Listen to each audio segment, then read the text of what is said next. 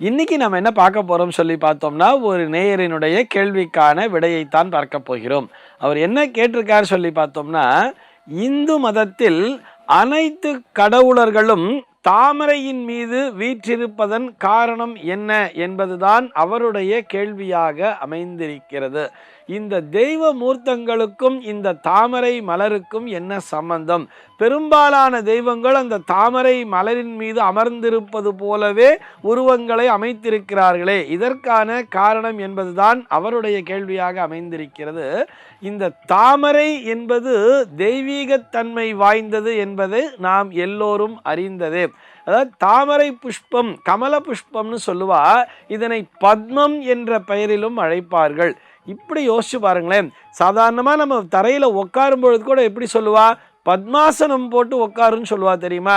அந்த பத்மாசனம்னா நம்ம என்ன நினச்சின்னு இருக்கோம்னு சொன்னால், அந்த யோக கலையின் அடிப்படையிலே அந்த யோகால போடுற பத்மாசனத்தை நினச்சின்னு இருக்கோம். யோகா கலையின் மூலமாக அதை கற்றுக்கொண்டு போடக்கூடிய பத்மாசனம் என்பது வேறு.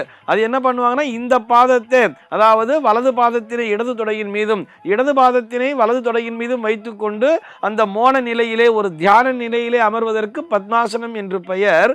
பொதுவாகவே தரையில் அந்த சம்மணம் போட்டு உட்காந்துக்கிறா இல்லையா, அந்த ரெண்டு முட்டிகளும் தரையில் பட அப்படி உட்காருறதுக்கு பேரே பத்மாசனம் தான் சொல்லுவா. பத்மாசனம் போட்டு உட்காந்துக்கோ அப்படின்னு சொல்றா இல்லையா. எதற்காக அப்படி சொல்கிறார்கள் என்று சொன்னால், அப்படி பத்மாசனம் போட்டுக்கொண்டு அமர்ந்து படிக்கும் பொழுது இந்த பிள்ளைகளுக்கு பிரதானமாக சொல்வார்கள், அப்படி தரையிலே அமர்ந்து கொண்டு படிக்கும் பொழுது அந்த ஞானமானது மிக சுலபமாக அவர்களை வந்து சேர்ந்து விடுகிறதுன்னு சொல்றார். ஆனால் இன்னைக்கு ஸ்கூல்ஸ்லாம் பார்த்தோம்னா கீழே உட்காந்துட்டு படிக்கிற விஷயமே மறந்து போச்சு. எல்லோருக்குமே அந்த டேபிள், ஸ்டூலு, பெஞ்சு போட்டுட்டு தான் உட்காந்து படிக்கணும்னு நினைக்கிறா. அதைத்தான் கௌரவமாகவே நினைக்கிறார்கள். ஆனால் அந்த நாளிலே அந்த திண்ணை பள்ளிக்கூடம் உள்பட சாதாரணமாக நம்மெல்லாம் படித்த ஸ்கூல்லாம் பார்த்தோம்னா கூட கீழே உட்காந்துட்டு படிக்கிற மாதிரி தானே இருக்கும். அடிப்படை கல்வியை அப்படித்தான் கற்றுக்கொள்ள வேண்டும் என்று சாஸ்திரமானது வலியுறுத்தி சொல்கிறது. சரி, இப்போ நம்ம இந்த பத்மம் அப்படிங்கிற ஒரு விஷயத்துக்குள்ள வந்துடலாம். இந்த தாமரை என்பது ஞானத்தை தரக்கூடியது, தெய்வீகத்தை தரக்கூடியது அப்படின்னு சொல்றார். உதாரணமாக ஒரு தாமரை மலர் மலரக்கூடிய இடத்தை பார்த்தோம்னா, அது அந்த சுற்றி பார்த்தோம்னா சேராக இருந்தாலும் கூட இந்த மலர் மட்டும் பார்த்தோம்னா ரொம்ப அப்படியே ஃப்ரெஷ்ஷாக இருக்கும் தெரியுமா. சேற்றிலே மலர்ந்த செந்தாமரைன்னே சொல்லுவா தெரியுமா. அது சேரு பகுதியிலே இருந்தால் கூட அது செந்தாமரையாகவே அழகாகவே மலர்ந்திருக்கும். அத்தனை மகத்துவம் வாய்ந்தது. இவ்வளவு ஏன், அது தண்ணீரில் தானே வளர்கிறது. அது தண்ணீரிலே வளர்ந்திருந்தால் கூட அதன் மீது ஒரு துளி தண்ணீர் கூட ஒட்டாது தெரியுமா. அதாவது தாமரை இலை தண்ணீர் போலன்னு சொல்லுவா. எந்த இடத்திலே அது வளர்ந்தாலும் கூட அந்த இடத்தின் பால் ஒட்டி கொள்ளாமல் தனித்து நிற்கக்கூடிய தன்மையை தருகிறது.